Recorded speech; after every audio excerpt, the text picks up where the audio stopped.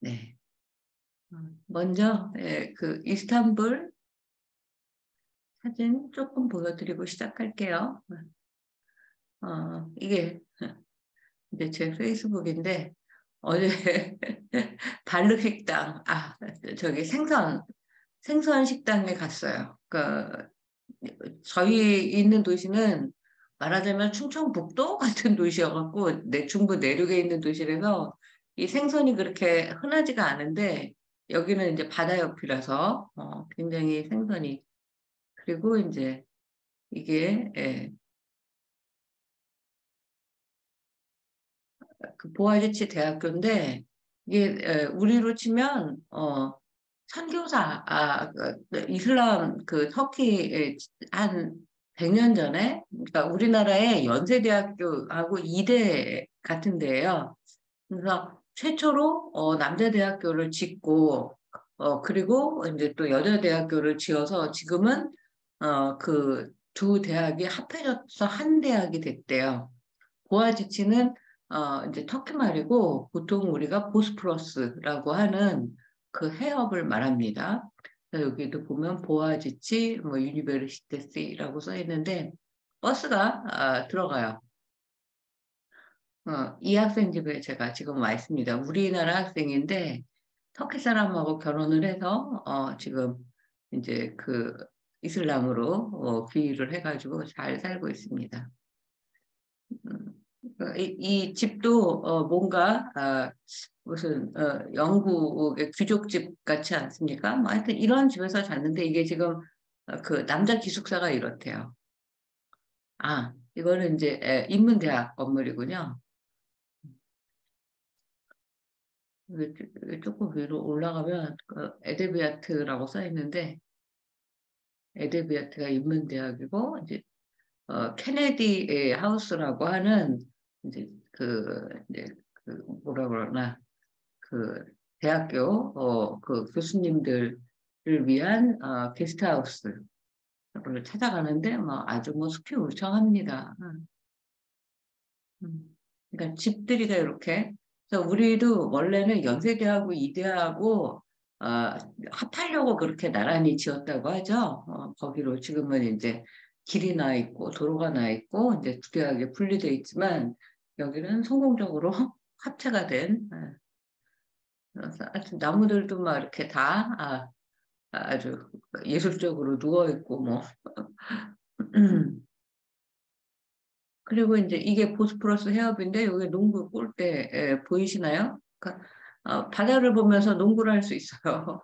우리가 막 환호성을 질렀어요. 이런 것들도 그 연세대 캠퍼스에서 자주 볼 수 있는 그런 풍광 아닙니까? 예. 음,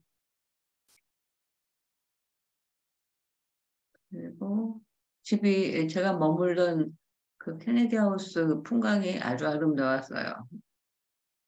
이렇게 보스포러스 다리가 보이고 이게 루멜리 히사르성인데 이게 아마 콘스탄티노플을 이제 점령할 때 썼던 아마 성인 것 같아요. 루멜리 히사르성이라고 하는데 좀 찾아봐야겠습니다. 이제 그건 야경이고 이건 이제 황혼 석양에 보스포러스 대교가 멀리 보이죠? 그래서 여기 해안이 풍광이 아름다운 스타벅스를 갔는데 어, 제가 머물고 있는 곳에 고양이가 이렇게 턱을 베고 앉아 있는 거기서 보는 전망만도 못 하더라고요. 이건 이제 집에서 본 것 같아요. 네, 이런 고색창연한 교수님 굉장히 안녕하세요. 정교하게 되어 있어요. 요게 이제 보스포러스 다리이고, 여기에 이제 성이 보여요. 제 등 뒤로. 그리고 이제 천창이 나 있고, 달이 떠서, 이제 환하고, 제가 불을 켠 줄 알았어요. 그리고 구름이 흘러가는 모습이 보이고, 거기에서 바라본 이제 뭐, 요트가 떠다니는, 그런 풍광이에요. 가끔가다 백고동 소리 울리고, 갈매기 날아다니고, 끼룩끼룩거리고, 이게 이제 그 보스포러스 다리 여기가 성, 루멜리 히사르 성, 네, 이런 곳을 지금 제가 다녀왔습니다. 이 정도까지만 하고 오늘 갈 길이 바빠요. 무려 80가지의 부처님 상호를 공부해야 합니다. 교수님, 네, 죄송한데 수업하기 전에 저희 네네. 뭐라 해야 되지? 학기 종강이 언제까지일까요? 네, 오늘은 14강 부처님의 80종호라고 이제 제목을 붙여봤어요. 오늘은 2022년 12월 17일 토요일 오후 1시죠. 터키 시간으로는 오전 7시입니다. 봉선사 월인석보대학 14강을 시작하겠습니다. 저는 튀르키예 에르지에스 대학교 정진원입니다. 음, 여러분들 전부 다 80종호 읽어는 보셨죠? 그러나 그 80종호 중에서 몇 가지나 기억을 하고 계신가요? 오늘 한번 내가 알고 있는 거, 그리고 한번 또, 부처님의, 그, 제세, 하실 시절에, 모습이 과연 어땠을까? 머릿속으로 한번 그려보시고, 글쎄요. 좋아하는 사람이 있으면 그 사람의 겉모습부터 가게 되지 않습니까? 닮고 싶고, 그런 모습들도 한번, 이 모습은 내가 꼭, 닮아야겠다. 이런 것도 한번 생각해 보시면 좋을 것 같아요. 13번째 이야기, 석가모니의 80종호를 우리말 훈민정음으로 풀이하면 어떻게 될까? 뭐 이런 뜻이에요. 어, 이게 이제 쓸 때가 그 코로나가 이제 극성을 떨 2020년 이제 봄이었어요. 그래서 2020년의 봄을 여러분 어떻게 기억하시나요? 아직도 코로나가 그 팬데믹이 끝나지 않았고 또 어제 뉴스를 보니까 뭐 20만 명 이제 그 환자가 늘어날 거라서 그걸 준비하고 있다 뭐 이런 뉴스가 뜨더라고요. 그래서 제발 제가 들어갈 때까지 뭔가 뭐 그 막 검사하고 격리하고 이런 게 강화되지 않으면 좋겠다라고 저는 지금 생각을 하고 있습니다. 2020년의 봄을 사람들은 어떻게 기억할까? 봄의 향연이 펼쳐졌지만 마치 안내일기 주인공, 안내일기 좀 읽어보셨나요? 어릴 시절에? 바깥에 나가지 못하고 몰래 집안에다가 비밀 공간을 만들어 놓고 유리창으로 밖의 세상을 구경하면서 어린 소녀가 일기를 써 내려가는 그 나치, 이제 폭압을 피해서 유태인 소녀가 써내려간 일기죠. 창문 바깥으로 바라보는 나날을 연상하게 될 것입니다. 부처님 오신 날인 4월 초파일 행사도 사상 유례 없이 그때 그 윤사월인가요? 윤달에 이제 치르게 되었었죠. 그런 시절이 벌써 2020년, 22년이 다가고 있는데 굉장히 아득한 옛날로 느껴지네요. 1980년이 어떤 해인지 여러분들은 다 경험하셨죠? 그때 다들 몇 살이셨나요? 저는 이때 대학교 1학년이었어요. 서울의 봄이 찾아왔을 때가 떠오른다. 전두환 신군부가 다시 득세를 하고 5월 광주를 진압하고 대학은 무기한 휴교에 들어갔을 때예요. 왜 제가 80년을 썼을까요? 2020년 하고 이제 비교하기 위해서죠.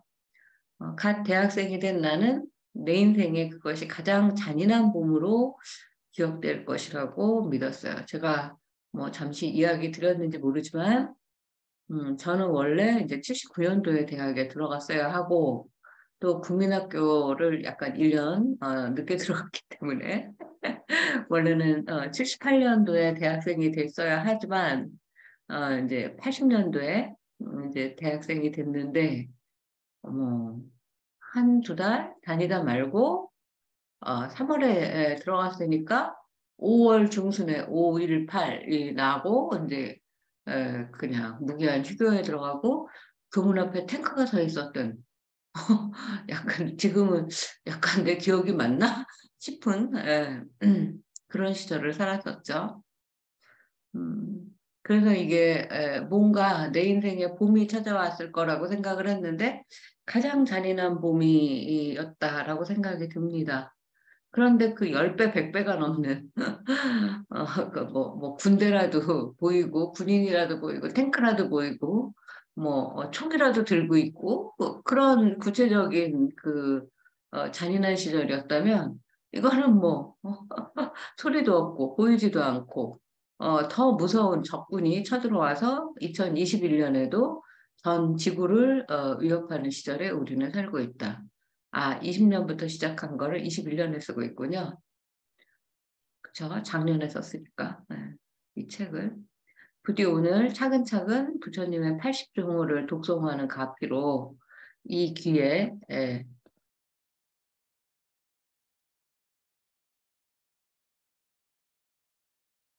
들리지도 않고 눈에 보이지도 않는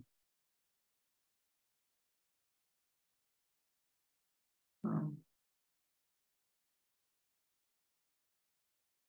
이게 지금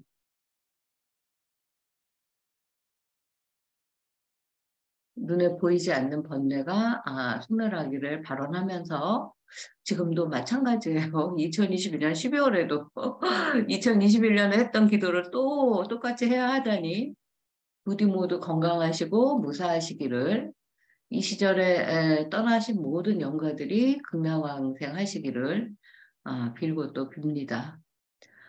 불자가 아니더라도 한 번쯤 들어봤을 석가모니의 30 이상 80종호. 지난번에 30 이상 기억나시나요? 30 이상하고 80종호하고 겹치는 부분들도 많이 있습니다. 어떻게 갖고 다른지를 제가 비교해가지고 2년째 지금 연구 프로젝트를 하고 있어요. 어, 여러분들은 부처님의 상호 어떻게 그러니까 32 상에 32를 빼고 80종호에 80종을 빼면 뭐가 되죠? 부처님의 상호가 되는 겁니다. 어, 저는 이제 처음 이제 대학원 다니면서 이 석구상조를 이제 혼자 읽어 나가기 시작했어요.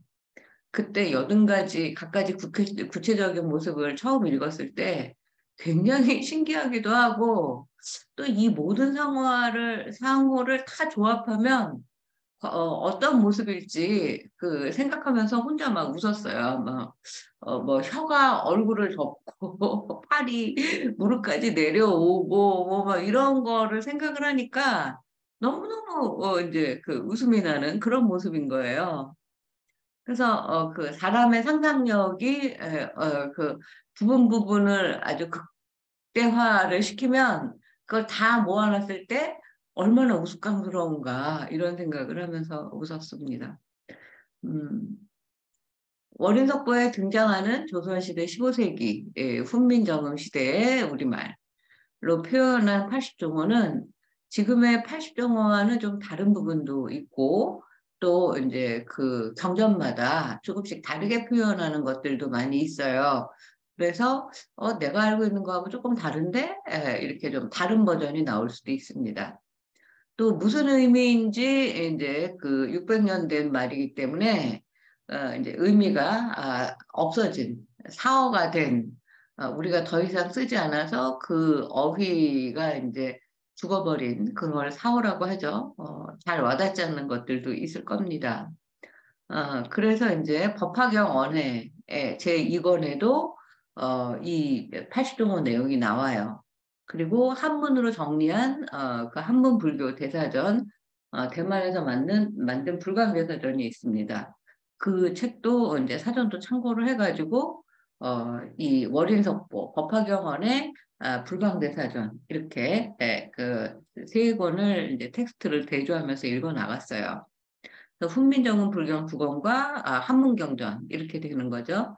그래서 여러분도 오늘 그 부처님의 80종호를 그 세 권으로 가지고 공부하는 거나 마찬가지십니다. 순서가 다르고 또 조선시대 표현 또 21세기식 번역 과정이 굉장히 이제 흥미로워요. 아, 또 이제 1대1로 맞아떨어지지 않아서 이거는 한문경전에 이제 차례나 순서가 또 안 맞아서 어디에 나온 거지? 근데 어, 교묘하게 앞부분은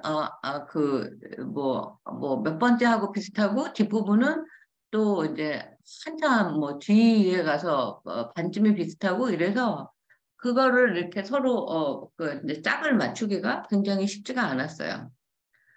그래서 이제 시간과 공을 들인 만큼 성과가 나지 않아서 조금 이제 좀 힘도 들었는데 그럼에도 불구하고 이렇게 저렇게 맞춰 보는 내내 즐겁고 재미있었어요.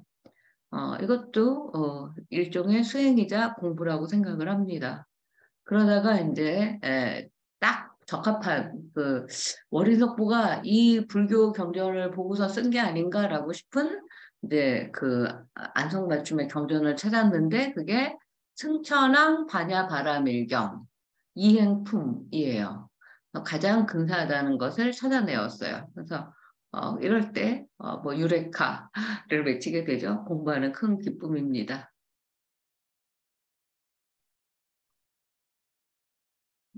서울에 가자마자 이 마우스를 고쳐야 합니다. 답답. 네. 80종호 10번까지 한번 먼저 볼까요? 정수리부터 시작을 합니다. 80종호는 80가지 좋으신 상이시니 첫 번째 상은 머리 정박이를 보사발이 없으며 부처님은 아무리 키가 큰 사람도 부처님의 정수리를 볼 수가 없대요. 그래서 태국 같은 데에는 아무리 부처님이 낮게 있어도 부처님보다 높이 키를 높여갖고 부처님의 정수리를 보면서 지나가면 대단한 불경이라고 하죠. 그래서 태국 여행 갈 때 그거를 그 여행 가이드들이 굉장히 강조하던 게 생각이 납니다. 둘 차인 정박이 대골이 굳으시며 어, 둘째는 이제 정박이의 꼭대기, 그게 이제 대골인데 지금은 이제 대가리가 됐죠. 그래서 이제 대가리라고 하면 굉장히 이제 지금은 비속어처럼 돼 있는데 이 말 자체는 그 정수리의 딱딱한 부분이라는 말이에요. 이때는 그런 비속어가 아니니까 이렇게 썼겠죠. 제 차인 니마이 넓고 평정하시며 하나씩 정수리, 정박이, 이마 이렇게 내려오고 있다는 거. 이마가 넓고 평정하시며 이마가 넓고 평평하고 이렇게 바르신가요? 그러면 부처님 상부이십니다. 저는 좀 이마가 좁아요. 내 차인 눈썹이 높고 기르시고 눈썹이 높고 길대요. 초생딸 같이 우부시고 이런 말 너무 멋있지 않습니까? 초생딸처럼 이렇게 이제 곡선을 그린다는 뜻인데 그러니까 뭐 엇나가다 빗기다 뭐 이런 뜻이죠. 그러니까 이렇게 똑바로 일직선 눈썹이 아니라 초생딸처럼 이렇게 굽으시고 굽으시고 정도 되나? 예. 간파란 유릿빛 같으시며 이쪽에서 자주 나오는 표현이 감파라타라는 건데, 나중에 이게 조금 큰 말이 되면 검푸르다가 되는 거죠. 검푸르다의 작은 말 정도 생각하시면 되겠어요. 그 유리가 그때는 보석이었어요. 그 유리처럼 빛나시며, 다섯 차인 눈이 넓고 기르시면 눈이 넓고 기신 분들 부처님 상호십니다. 지금도 관상에서 우리는 쌍꺼풀이 있는 민족이 아니었죠, 원래. 저는 쌍꺼풀이 굉장히 여러 겹이 있습니다만, 음, 눈이 그 외꺼풀로, 이렇게 넓고 길면, 뭐, 기러기, 안자든가요? 뭐 해갖고, 그 눈의 길상을 또 얘기하기도 하죠. 여섯째는 이제 코로 내려와요. 콧말이 높고 두렵고, 이제 콧망울이 높고 두렵고 고드시고, 군기 안이 보이시며, 콧구멍이 보이지 않아야 된대요. 그 다음에 일곱째는 귀 두텁고 넓고 기르시고, 우리 보통 귀는 많이 얘기하죠. 그 부처님 귀 이렇게 해서 그 보통 사람의 한 두 배, 세 배 길고 두텁고 그런 사람 지금 저는 노태우 대통령 귀가 생각이 나는데 불자였죠. 그래서 그 귀 때문에 대통령이 됐다 이런 말도 제가 들었던 기억이 납니다. 귓바퀴가 셋이며, 여덟째는 몸으로 내려왔어요. 가장 구두샴이, 나라연 같으시며, 나라연은 뭐죠? 금강, 다이아몬드 같으시며, 그러니까 이제 몸이 굉장히 이제 곧고 단단하고 굳건해 보인다는 그런 표현인데, 나라연은 금강이라 혼말이라. 아홉 차인 몸이 굳어 허디 아니하시며, 몸이 이제 굳건하니까 어디가 한 군데가 좀 뭐, 담장을 헐다, 지금 무너지다, 뭐 이런 뜻인데, 어디 한 군데가 이렇게 뭐 삐뚤음하다든지 뭔가 이렇게 부실해 보인다든지 뭐가 이제 뭐 장애가 있다든지 그렇지 않다는 거죠. 열째는 몸엔 마디 굳고 책책하시며 책책하다는 이 표현도 저는 좋은데 촘촘하다는 거예요. 빼곡하다는 거예요. 그래서 이제 발바닥 이제 이것도 이렇게 이제 부처님의 이제 처음에는 부처님의 상호 불상을 조성하지 않았죠. 그래서 뭐 그 보리수가지라든지 뭐 이 부처님의 발바닥 족적 정도 이렇게 해놨는데 이제 여기에 보면 이렇게 발바닥에도 이렇게 법륜이 그려져 있고 절 만자가 있고 이 발바닥에도 이런 11가지의 이런 모습들이 연꽃 무늬가 있고 뭐 이런 것들이 이제 그려져 있습니다. 그래서 법륜, 만자, 삼보의 표시가 있는 불족적인데 이거는 이제 아마라바티라는 데서 이제 출토가 된 그런 이제 그 유적이고요. 이 봉은사에 있는 목판에 새겨진 불족적은 이 다시 봐야 되겠네. 일본은 만자래요. 이게 만자인가? 이게 만자로 보이나요, 지금? 자세, 예, 만자로 보여요. 이 발가락 뒤에가 다 만자로 되어 있고, 그 다음에 2번은 망만. 2번은 망만인데, 망만이 뭔지 잘 모르겠네요. 그 다음에 3번은 이렇게 통신. 그 다음에 4번은 보검. 그 다음에 5번은 쌍어. 쌍어 무늬가 있고, 그 다음에 6번은 화병. 7번은 나왕, 그래서 이거 전복 같은 거 표시한 것 같고, 8번은 천폭륜. 이게 이제 천폭의 이제 법의 이 바퀴를 그린 건데, 요게 또 이렇게 연꽃 문양으로 되어 있고요. 그 다음에 9번은 상아래요. 그 다음에 10번은 이게 월왕. 그 다음에 11번은 범왕정. 이게 왜 이렇게 저는 처음 보는 것 같죠? 제가 골라서 그 만들어 놓은 그림인데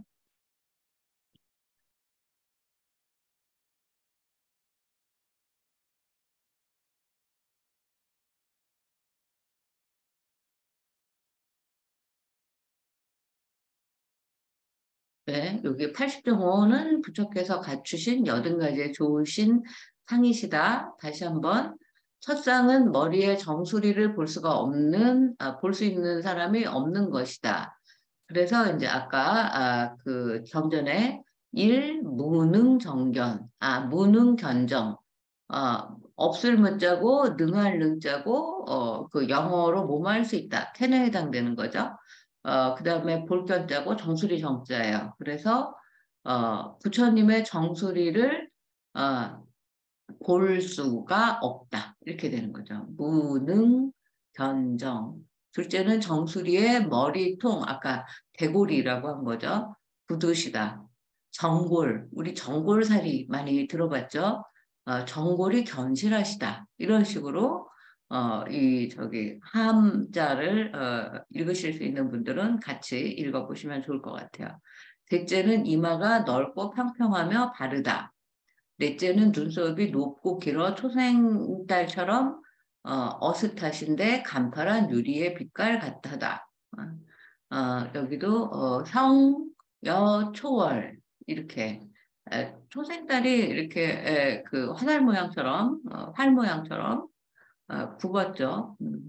그리고 다섯째는 눈이 넓고 길다. 광장. 여섯째는 코마루가 높고 둥글며 고드시고 콧구멍이 보이지 않는다. 공불연, 콧구멍 공자예요. 일곱째는 귀가 두렵고 넓고 기시고 귀파키가 셋이다. 우리는 귀파키가 한 개 아닌가요? 예. 여덟째는 몸이 아주 견고하신데 나라형 같으시다. 금강가 같으시다. 다이아몬드 같으시다. 나라연은 금강이라고 하는 말이다. 아홉째는 몸이 굳어 헌데가 없으신 것이다. 옛날에는 이제 그 이렇게 영양실조니 뭐니 해가지고 그 아이들 머리에 이렇게 부스럼도 나고 뭐 이러면 그런 걸 이제 머리에 헌데가 있다 뭐 이렇게 해서 무슨 옛날 만화에는 그런 그 캐릭터도 많이 나왔던 것 같아요. 뭐 길창덕의 맹군가 뭐 하여튼 열째는 몸의 마디마디가 굵고 촘촘하시다. 전하고 밀, 촘촘한 밀자를 아까 뭐라 그랬죠? 책책하다. 이도 이제 빠짐없이 고르고 촘촘한 걸 책책하다라고 써요. 30 이상은 발바닥부터 시작했어요. 기억나시는지.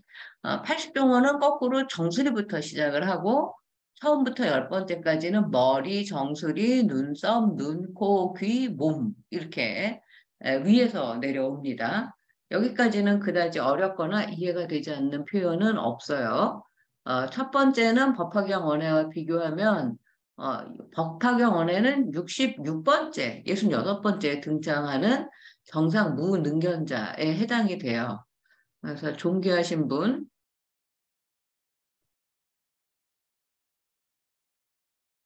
이라서 정수리를 범부가 볼 수 없다는 의미이고, 둘째는 정골 견실 원만으로 정수리뼈가 견고하고 원만하다는 표현이 생략되어 있어요. 여기는 그냥 견고하다고만 돼 있고, 네 번째는 법화경의 두 가지 좋은 상어를 또 합쳐 놓았어요. 그래서 법화경 언해하고 월인석고의 80종호가 서로 달라요. 그러니까 서로 다른 책을 이제 저분으로 했다는 그런 뜻이겠죠. 그리고 아홉 번째 해당되는 몸이 견고하여 헌데가 없다는 표현은 법화경 원어에서는 25번째에 나오는, 그래서 헌데는 뭐냐? 구체적으로 거짐, 사마귀, 그런 허물이 없는 것이라고 이제 설명을 하고 있어요. 그러니까 월인석분만으로는 의미가 도대체 뭔지 전달되지 않는 표현을 법화경에서는 좀 더 자세하게 풀어놓은 구절을 만날 때 서로 궁금증이 풀리는 이제 그 공부의 희열, 학문의 즐거움을 맛볼 수가 있게 되죠. 자, 11번째 보실까요? 11차인 몸 오화로 돌아보시함이 상이 같으시며 무슨 말일까요? 11번째는 몸이 온전히 돌아보는 것이 코끼리의 모습과 같다는 거예요. 이것도 좀 이따 보시고 12차인 몸의 광명겨시며 몸에서 빛이 나시고 이제 방광한다고 그러죠. 아우라 뭐 이런 거 후광 13차인 몸이 고다시며 몸이 이제 이렇게 삐뚤어지거나 그렇지 않고 이렇게 쭉 고드시며 14차인 장상에 점어 늙지 아니하시며 14째는 긴 세월 항상 젊고 늙은 모습이 보이지 않으시며 요새 뭐라더라? 요새 저기 청년의 그 기준이 나이가 달라졌죠. 60대도 청년이고요. 79세까지가 청년이라든가? 그리고 80세부터 중년이래요. 제가 그런 걸 며칠 전에 봐가지고 이게 말이 되나? 막 이제 이런 생각을 했는데 물론 우리가 옛날처럼 뭐 남자들은 갓을 쓰고 뭐 상투를 틀고 여자들은 쪽을 찌고 무슨 곰방대 물고 무슨 재떨이 뭐 이제 털고 뭐 이런 세월을 살지는 않지만 저조차도 이번 학회에 저보다 나이 많은 사람, 저보다 한 살 많은 사람이 제가 제일 나이 많을 거라고 했더니 조용히 와가지고 자기 한 살 더 많다고 말을 해줘서 어쨌든 제가 이제 지금 그 현역으로 활동하는 가장 이제 연장자 세대가 됐어요. 나이가 드는 거는 뭐 어쩔 수가 없는 거고, 예, 그런데, 장상에 젊어 늙지 아니하시며, 그러니까 늙은 모습은 예전에 내가 우리 할머니 연세를 내 나이하고 비교하거나 엄마 나이를 비교해도, 그때보다는 제가 뭐 차림새나 뭐 그 생각이나 활동하는 거나 젊은 건 확실히 젊은 것 같아요. 그렇다고 해서, 몸이 뭐 3, 40대, 2, 30대와 같지는 않죠. 그러니까 요것은 조금 이제 두고두고 좀 화두로 삼아볼 내용인 것 같습니다. 15차인 양자의 장상 흐억흐억 하시며 이제 흐억흐억도 제가 몇 번 말했는데 이건 이렇게 그 윤기가 나고 이렇게 촉촉하고 그런 표현이에요. 흐억흐억하다 꼭 되살리고 싶은 표현. 16차인 몸을 자기의 이대 가져 달리샤 남 기들이지 아니하시며 16번째는 몸을 자기가 잘 이제 보존하고 관리를 해서 다니면서 남을 기다리지 않는다. 남을 기대지 않는다. 이제 지금 이제 아프거나 뭐 이제 지금 다 노령화가 돼가지고 간병인 뭐 이렇게 그 도와주시는 그 도우미 이런 분들을 이제 나중에는 이제 그 아프면 이제 도움을 받게 되죠. 뭐 간호사, 병원 다 마찬가지예요. 남 기들이지 아니하시며 이렇게 살다가 이제 생을 마치는 것이 진짜 가장 소원이 되고 있죠. 17차인 몸이 쭈그리지 아니하시며 바로 알겠죠? 몸이 쭈글쭈글해지지 않는다는 거예요. 18차인 아라샴이 지극하샤 깃튼 바이 없으시며 18째는 아는 것이 이제 극진하고 지극해서 어디에 이렇게 아르마리에 끄달리거나 그 편견 같은 데 사로잡히지 않는다는 뜻이고 19차인 거동이 가자시며 들 걷자고 움직일 동자죠. 거동이 뭐 이제 자연스럽고 편안하시고 만약에 아프면 거동이 불편한 거잖아요. 갖추시다, 온전하시다, 완전하시다. 그 구자를 써요. 갖출 구자. 숨을 차인 위엄과 덕과의 먼데 다 들어주시며 부처님의 상호는 위엄과 덕이 먼 곳까지 다 진동하시며 들어치다는 들어서 치다 이런 뜻이니까 땅이 육종 진동하며 그것도 땅이 들어치시며 이런 뜻이에요. 다시 국어로 보시면 11번째는 몸을 이게 오화로가 저기 뭐야 오른쪽으로 완전히 돌아보시는 모습이 코끼리와 같으시다. 제가 아까 오른쪽으로는 안 하고 완전히 온전히라고 했는데 이 이야기를 조금 이따가 더 드릴 거예요. 10일은 합신 회고 그러니까 오른쪽이라는 말은 없어요. 돌아보심이 상황과 같으며 그러나 왜 오른쪽이라고 썼는지 여기는 이제 그 법화경에 이렇게 조금 더 자세하게 두 눈썹이 높이 나다시고 빛나시고 축축하시고 아까 눈썹이 이렇게 초승달처럼 돼 있는 모습. 여기에는 뭐 이제 그 갓과 갓은 이제 살갗 할 때 갓이에요. 그래서 이제 이게 합해서 살갗이 됐는데 이 그 헌대라는 거 이런 것들이 멀리 여의시며 이게 이제 옴버즘이라고 이제 그써 있고 사마귀 이런 것들을 이제 헌 거라고 얘기를 하고 있다. 요 정도로 아시면 될 것 같고요.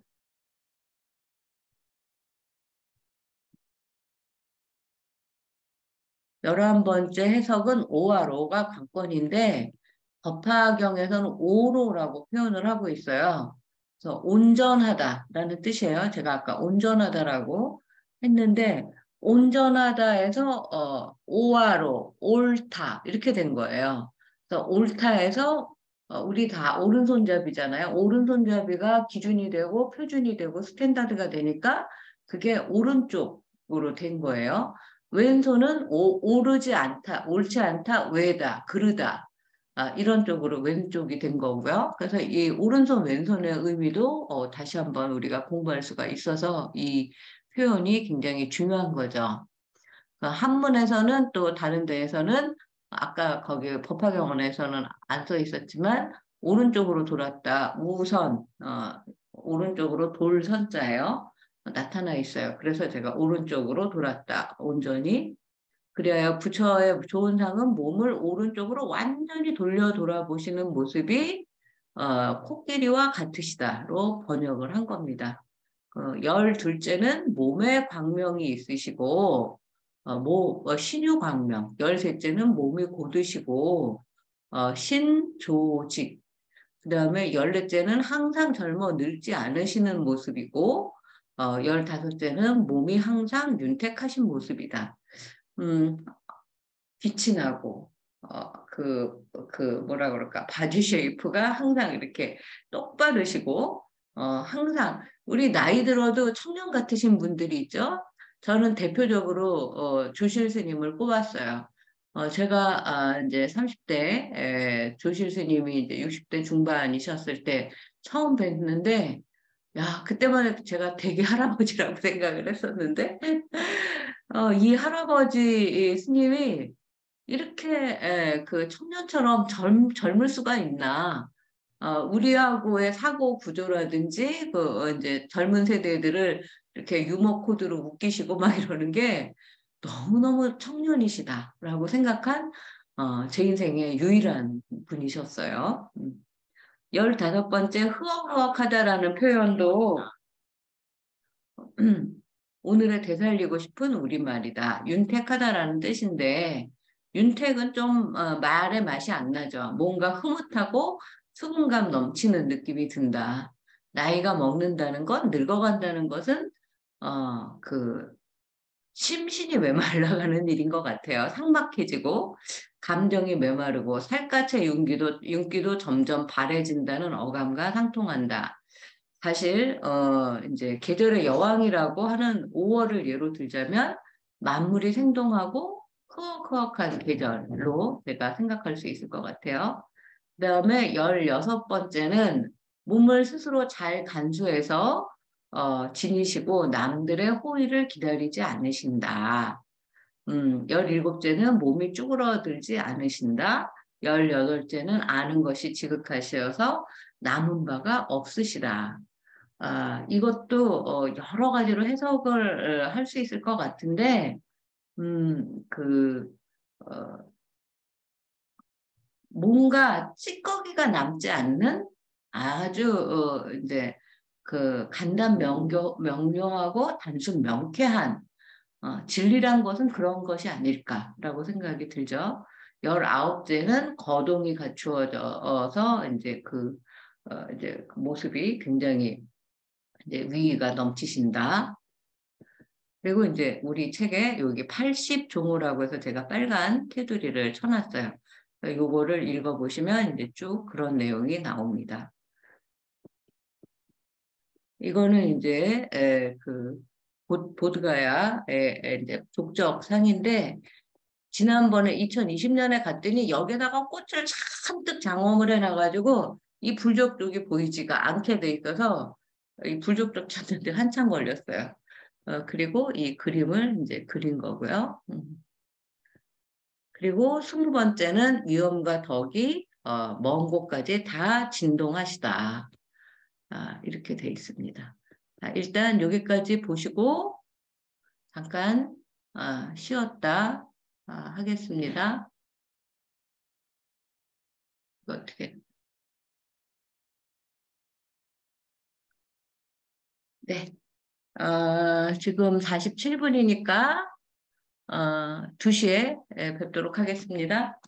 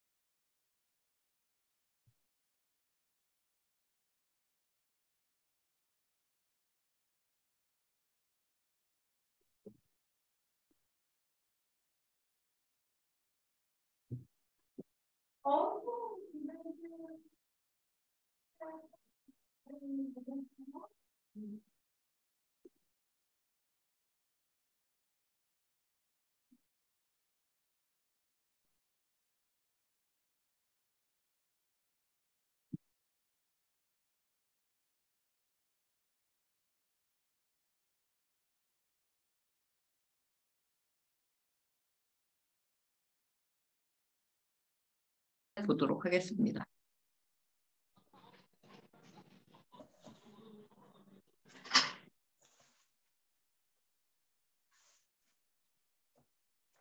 이제 21번째 그 부처님의 상호.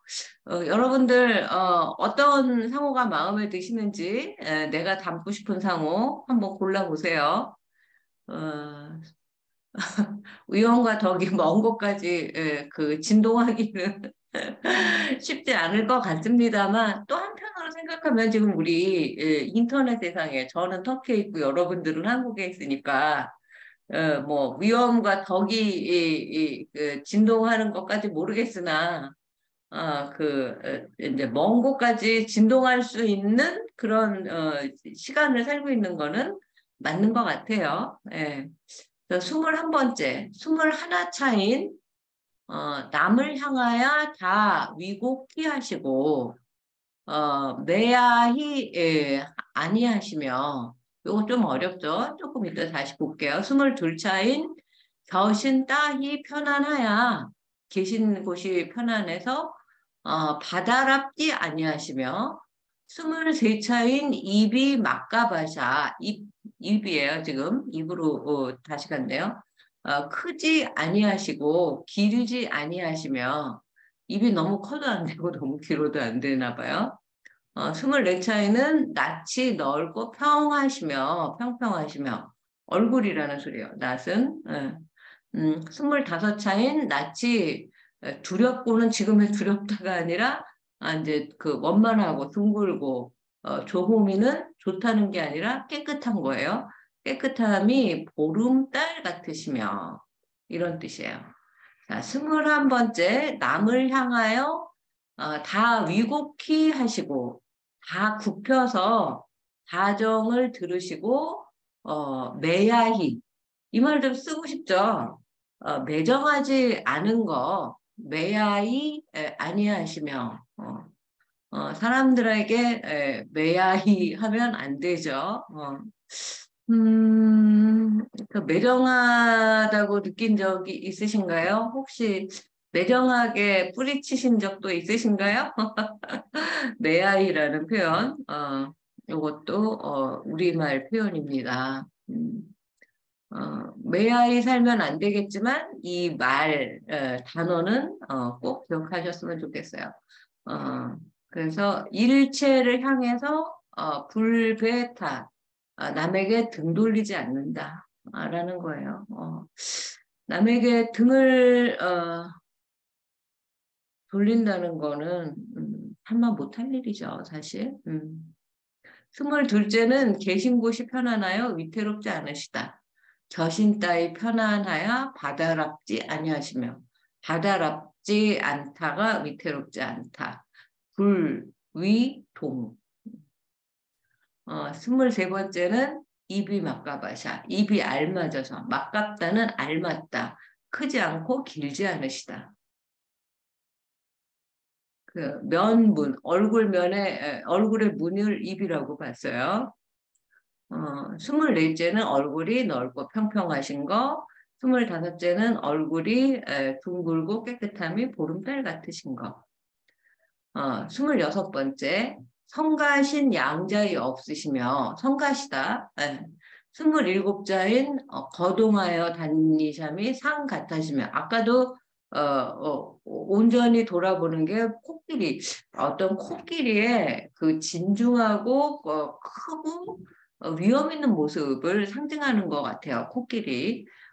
우리가 뭐 사자왕 같으시며 뭐 사자 빈신, 사자후, 사자를 쓰듯이 우리에게는 조금 먼 그 동물이긴 하지만 코끼리를 인도에서는 이제 그 흔히 볼 수 있는 가장 큰 동물이니까 코끼리에 비유하신 것 같아요.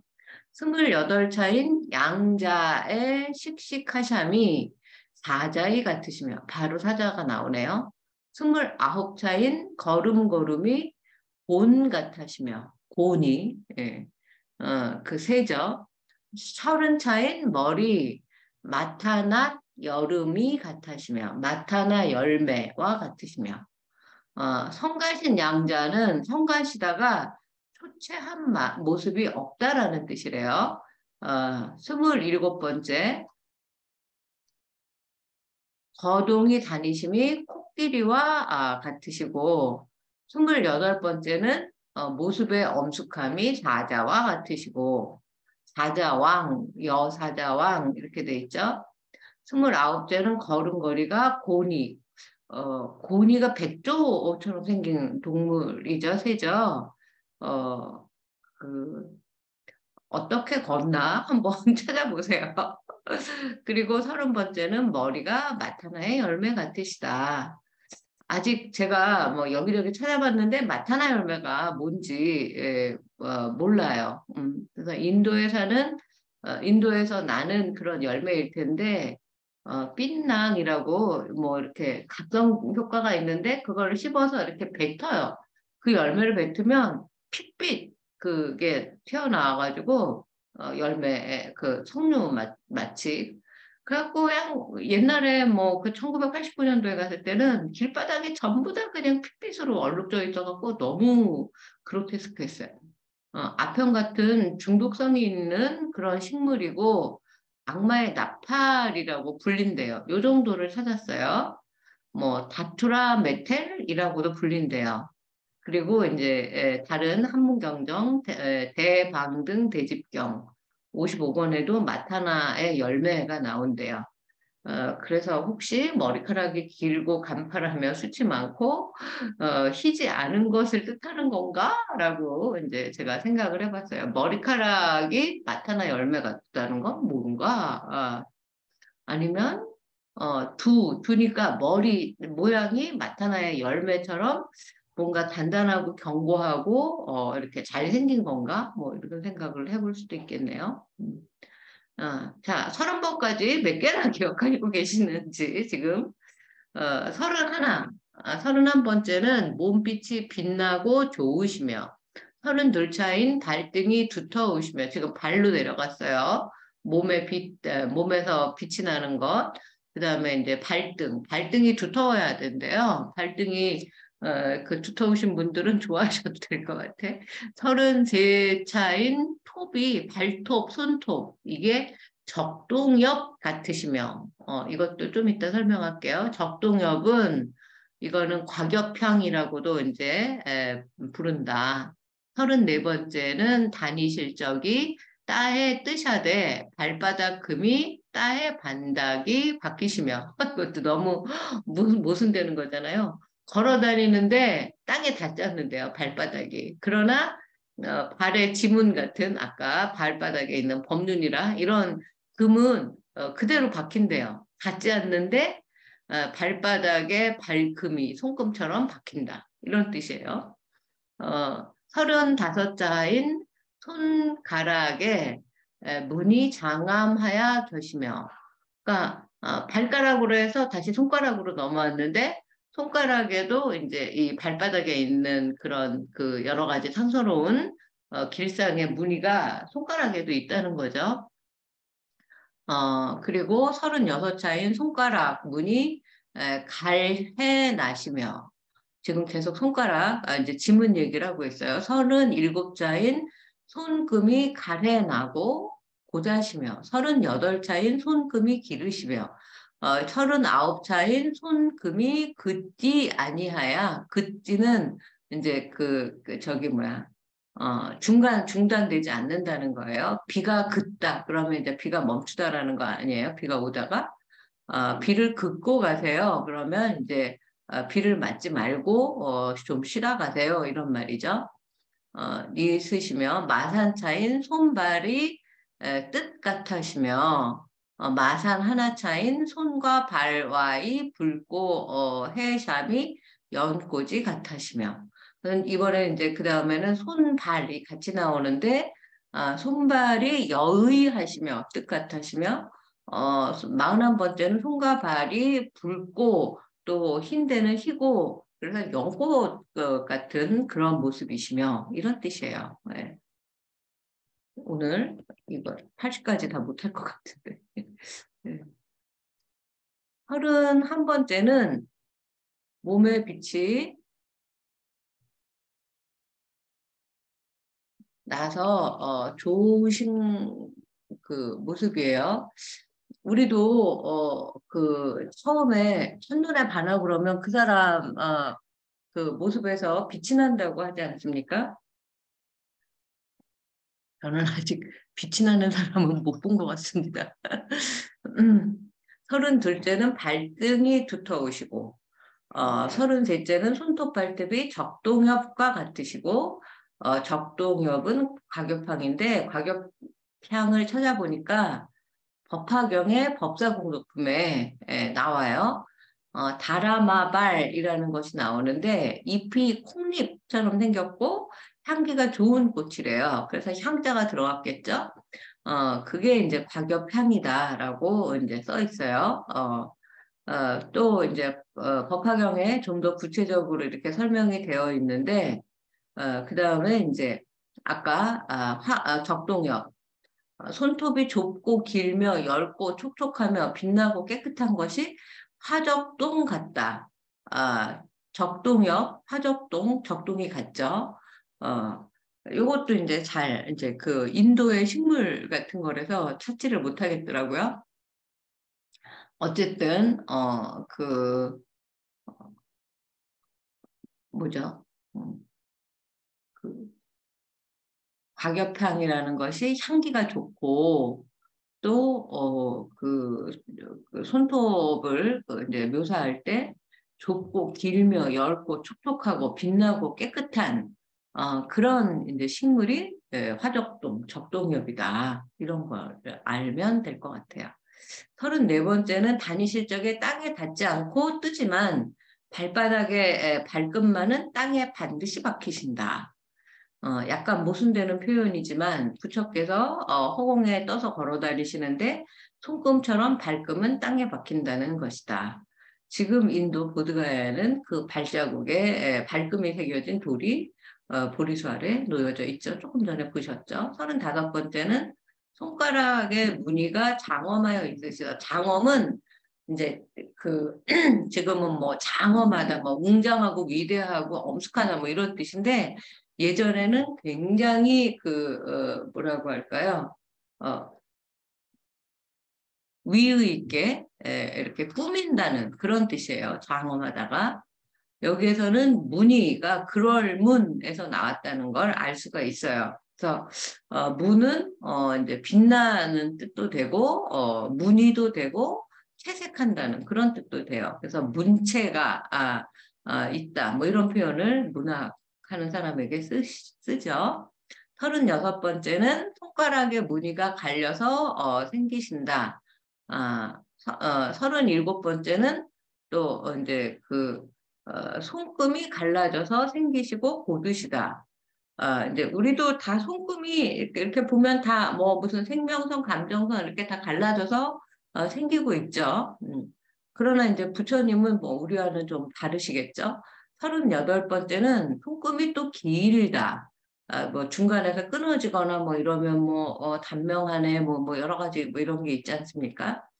39째는 손금이 끊어지지 않고 이어진다. 왜 손금을 왜 이렇게 몇 번에 걸쳐서 비슷한 말을 이렇게 써놨을까 생각하면, 그 당시에 인도 사람들이 이 손금이라든지 손과 발에 대해서 얼마나 중요하게 생각했는지를 알 수 있다. 라고 하겠죠.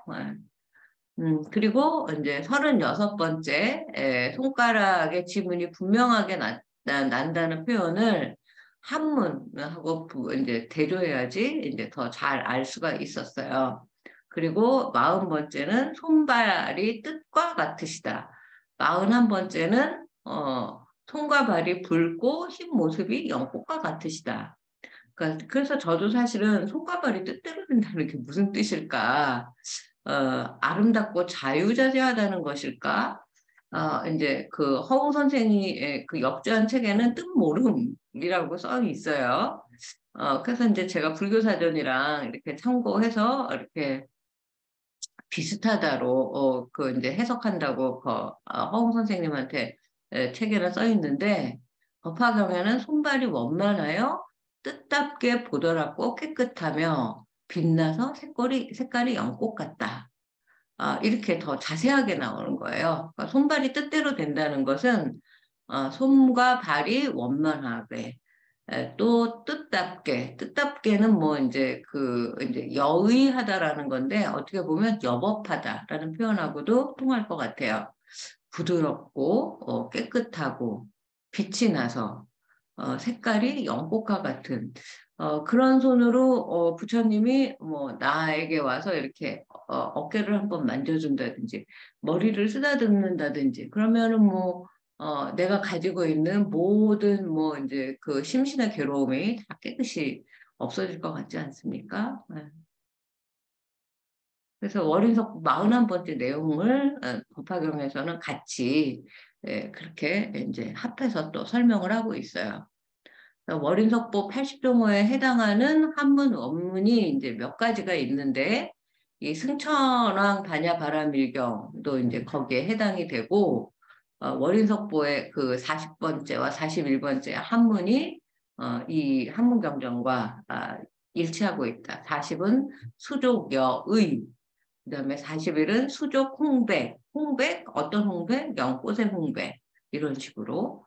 그래서 월인석보의 그 40번째 뜻같으시며가 여기서도 이제 그 승천왕 바라밀경 여의라는 1차 추정이 이제 확인이 됐어요. 뜻같다, 뜻답다라는 걸 그냥 제가 여의에서 이제 번역을 했을 거라고 처음에 추정을 했다가 이 한문 경전을 나중에 찾아서 확인해 보니까 맞았다. 이런 뜻이에요. 아울러 법화경 언어의 뜻다이도 이제 동의어로 이제 그 생각할 수가 있는 말이에요. 뜻답다, 뜻다이, 실다이, 실답다 이런 말. 실도 이제 그 열매 실자를 써요. 그래서 여기에서는 또 실답다에서 리을이 빠져서 시답지 않다, 실답지 않다라는 말이 나온 거예요. 그래서 우리말에 이런 어원을 이렇게 곰곰이 생각해 보면 우리말을 어떻게 만들었을까? 그리고 그냥 우리가 생각 없이 쓰는 그냥 모국어로 이제 내려받아서 부모님께 그 뭐 할머니 할아버지 대대로 썼던 말들이 이런 숨은 의미가 있구나 이런 걸 알 때 굉장히 좀 벅차오르는 느낌을 받죠. 저는 또 이제 그래서 언어학을 전공하고 있는지도 모르겠지만요.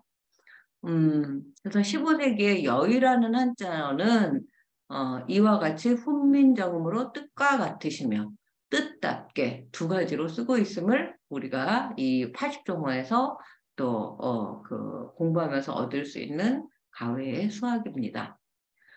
이제 이 15세기 문장을 알맞은 현대어로 번역을 하는 게 중요하죠. 그래서 이제 김영배 선생님, 동국대의 그 명예 교수님인데 제 박사 논문을 심사도 해주시고 얼마 전에 이제 제가 월인석보 4권을 불교신문에 연재한다고 하지 않았습니까? 그 월인석보 4권도 역주하셔갖고 제가 그 지난주에 전화를 한번 드렸었습니다. 이제 잘 계시고 또 좋은 그 이 월인속보 원문 4권을 제자를 시켜서 보내주셨어요. 감사드립니다. 법화경원회를 또 역주하셨는데 이 문장을 뜻대로라고 번역을 하셨어요. 뜻답게를. 그래서 표준국어 사전에 그 이제 정의를 보니까 뜻대로는 마음먹은 대로, 마음대로, 제멋대로 이렇게 이제 의미가 풀이되어 있어요. 그래서 손발을 자칫 아무렇게나 내 마음대로 부린다라는 부정적인 의미로 잘못 누군가는 해석할 수도 있을 것 같아서 15세기와 21세기 그 600년의 세월이 주는 그런 그 이제 차이가 이렇게 생기는구나를 볼 수가 있죠. 뜻답다, 여법하다라는 것과 제멋대로, 마음대로라고 하는 거는 거의 뭐 180도 극과 극의 뜻이 되죠. 의미는 비슷해 보이지만 때로는 아주 반대로 해석될 소지도 있으니까 이제 이 공부를 하는 사람들은 조심해야 한다. 이럴 때 이제 전통적으로 불가에서 내려오는 비슷한 종류의 표현에서 우리는 도움을 받을 수 있다. 조금 전에 말했던 여법하다, 법답게 하다, 법다이, 여실하다, 실다이 이런 표현을 불가에서는 많이 쓰고 있죠. 지금도 이로써 이제 여의를 이제 해석해 보면 뜻다이 정도로 번역해 볼 수 있다.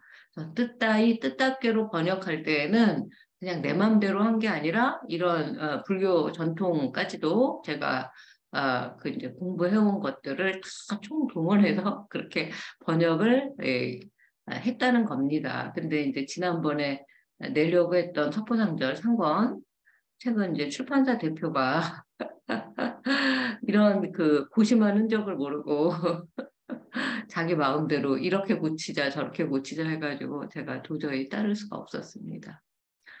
때로는 기본형으로 법답다, 실답다도 활용이 되는데 이것도 또 이게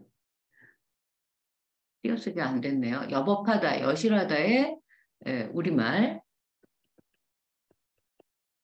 표현이다. 이들의 의미는 원만하고 완성도 높게 어떤 법문이나 의식을 거행하거나 내용이 알차다. 이런 의미가 함축되어 있는 말이죠. 그래서 여의와 여의하다, 뜻답다도 그 연장선상에서 이제 풀이를 해보자면 석가모니 부처의 의지대로 여여하게 손과 발도 수순하다 정도의 의미로 해석할 수 있지 않을까? 저는 그렇게 이제 해석을 한 거죠. 이와 같이 불가에서 일상적으로 쓰이는 전통적인 표현과 용례를 곁들여서 주석을 달거나 보충 설명을 하면 여러분들도 좀 잘 알아들을 수 있으시지 않으신가요? 좀 더 충실한 번역에 가까워진다고 저는 생각을 합니다. 이러한 과정을 거쳐서 그 월인석보 40번째 80종원은 열의 손발이 열의 뜻답게 뜻다이 움직이시며 정도로 번역을 하는 게 좋지 않을까라고 생각을 한다는 것입니다. 음, 오늘은 80.5, 80까지 머릿속에 다 들어오지도 않으니까 요 40가지 정도로 해보려고 합니다. 자, 어떻게 들으셨나요? 뭐가 제일 좀 마음속에 남으셨나요? 임효미 선생님 한 말씀 해주시죠. 네. 네. 글쎄요. 지금 네. 마지막으로 한 그 40번째 80종호가 좀 어렵기도 하면서 네. 네, 그 어쩌면 알 것 같은 그런 느낌도 들어요. 네. 네. 그래서 뭘 하나 지키시고 싶은가요? 어떤 상호를 담고 싶으신가요? 글쎄요. 제가 아까 수업 받으면서 표시해 놓은 거 보니까 14째인가요? 네.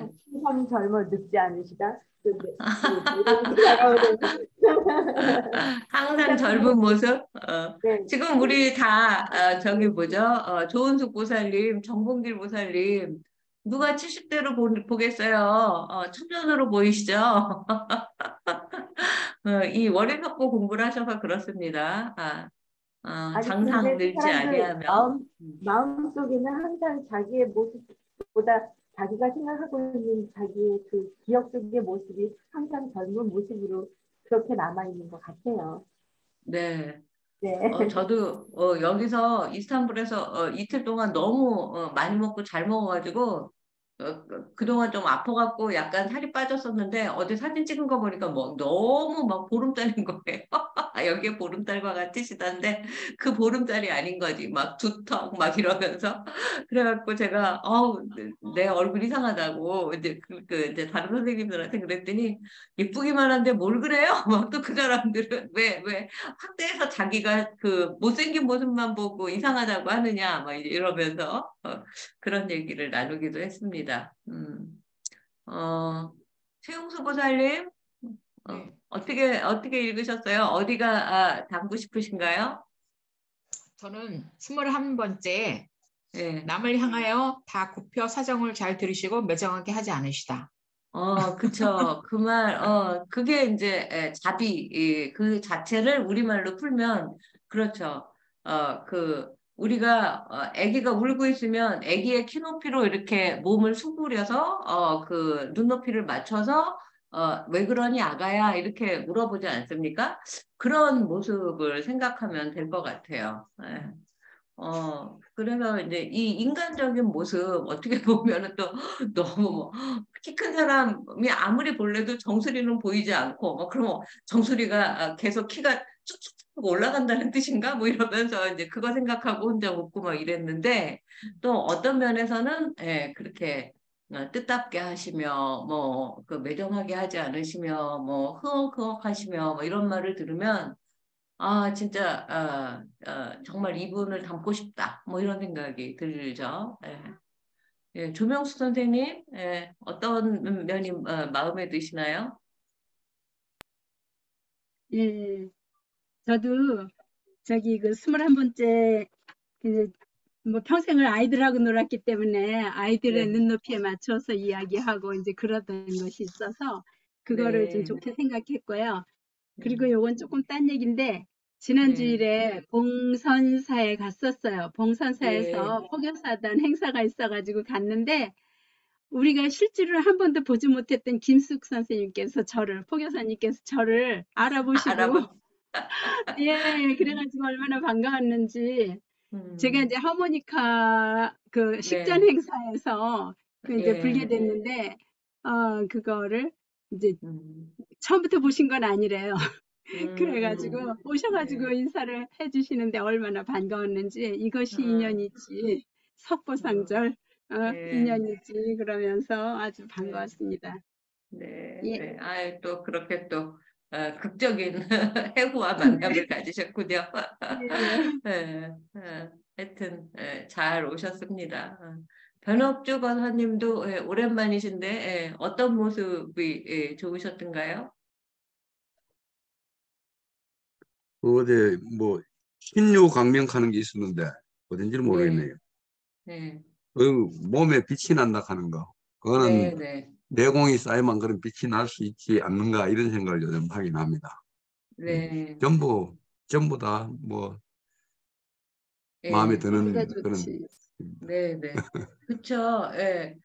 제가 뭐, 뭐, 후광이 막, 뭐, 이렇게 뒤에서 막 아우라가 이렇게 솟는 사람은 저는 못 본 것 같지만, 그래도 사람을 보면, 그 사람만의 기운이 있지 않습니까? 저 사람은 차갑다, 냉정해 보인다, 아니면 저 사람은 참 온화해 보인다.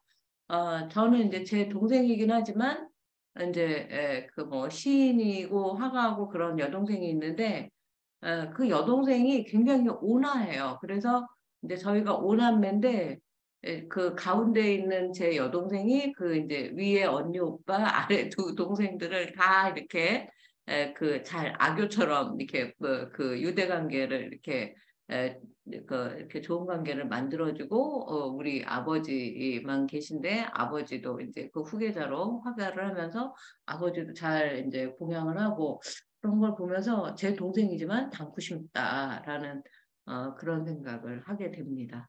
그런 것도 조금 연결이 될 수 있을 것 같아요. 예, 김숙 부반장님, 늘 바쁘시고 늘 열일하고 계신데 어떻게 보셨나요?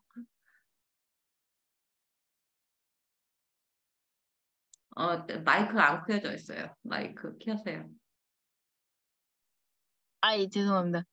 저번 주 토요일 날 임유미 선생님 너무 반가워서, 아니, 조명수 선생님. 음, 너무너무 반가웠는데 무슨 그 이상한 감정이 있었어요. 아, 이게 같은 음, 식구라서 그런가? 우리 식구 음, 아닌데 같은 음, 동반이신가 하고 정말 음, 정말 반갑게 맞이했었습니다. 그래서 음, 기분이 너무 좋았고요. 오늘 공부한 것 중에 12째, 음. 아니 16번째 몸을 스스로 잘 간수하여 지니고 남들의 호의를 기다리지 않으신다라는 문구에서 저는 항상 네. 미룬 스님의 생각을 많이 미룬 하게 스님, 했습니다. 네. 네. 네, 가끔 종무소에 들리셔서 뭔가 작은 음, 일들을 가지고 오시는데 제가 항상 손을 음, 잡아드리면 나 혼자 할 음. 수 있어 이렇게 어, 말씀하시고 네, 네, 그 처소까지 곡선이 음, 되게 한 많이 높으신데도 스스로 걸어 음, 다니시는 모습 빼고 요즘에 또 눈도 많이 음, 와서 네, 조심하셔야 할 텐데 하는데 스스로 정말 정말 잘 건사하시고 계시는 모습이 부처님 음, 닮으셨나라는 생각을 많이 하게 됐습니다. 그쵸. 그 봉선사의 네. 여러 스님이 다 이 부처님의 80종호를 지니시고, 이렇게 대표적인 모습으로 그 워른 스님 늘 청년 같으시고, 늙지 않으시고, 네. 예. 그 미론 스님 그렇게 기대지 않으시고 또 이제 그 정원 학장 스님 늘 온화하시고 네네. 저기 뭐죠? 그 현진 스님 늘 저기 뭐지? 그 스님도 그 정말 동안이에요. 막 네. 제가 처음 봤을 때가 30대 이제 초반이었을 텐데 지금도 항상 그 모습, 그 표정을 어린아이 천진난만한 그 표정을 지으시면서 그 공부에 이렇게 몰두하시고 이런 모습들이 지금 김수 그 부반장님 얘기를 들으니까 우리 봉선사에 여러 부처님을 모시고 사는구나. 그러니까 봉선사가 정말 좋은 점이구나. 네. 그런 생각이 듭니다. 그래서 제가 지금 그렇게 생각을 하고 있어요. 이 터키에서 이 이제 임기를 마친 다음에는 봉선사에 살아도 좋고 봉선사 근처에 살아도 좋고 봉선사에서 내가 이제 남은 인생을 이 월인석보와 관련된 뭐 이런 강의도 좋고 그 지난번에 월인석보 로드 만들면 좋겠다라고 얘기하지 않았습니까? 그래서 네. 그런 일도 하고 하면서 봉선사에 뭔가 조금 봉선사를 봉선사답게 하는 그동안 이제 절밥도 많이 얻어먹고 했으니까 그런 일을 하면 좋겠다라는 이야기를 제가 얼마 전에 학장 스님하고 통화를 하면서 그런 이야기를 좀 한 적이 있습니다. 그래서 이거를 또 하나의 서원으로 제가 지금 생각을 하고 있는 부분입니다. 그리고 이제 봉선사 같은 이 평지에 있는 절들은 그 나이가 들어서도 오기가 어렵지 않지 않습니까? 다 산꼭대기에 있고 막 그냥 그다음 아직도 봉동함에 가본 적이 없어요. 그렇게 한 번 가기가 어려운 절이 아니라 예전에 이제 불국사에서 그 석가탑에서 나온 그 이제 자료를 봤더니 불국사가 그 절이자 병원이자 약국이자 시장이기도 한 겁니다. 그래서 우리가 절이 다운타운 그야말로 시내의 중심 센터처럼 특히 이렇게 나이가 드신 분들은 뭐 우리가 나중에 가는 곳이 어딥니까? 요양병원이나 요양원에서 생을 마감하게 되지 않습니까? 근데 절은 남녀노소가 다 올 수 있고 사부대중이 다 모일 수 있고 화합의 장이고 건강한 먹거리와 그 삶을 지향하고 있고 그래서 그 절이 다시 그 통일신라 시대에 불국토 개념으로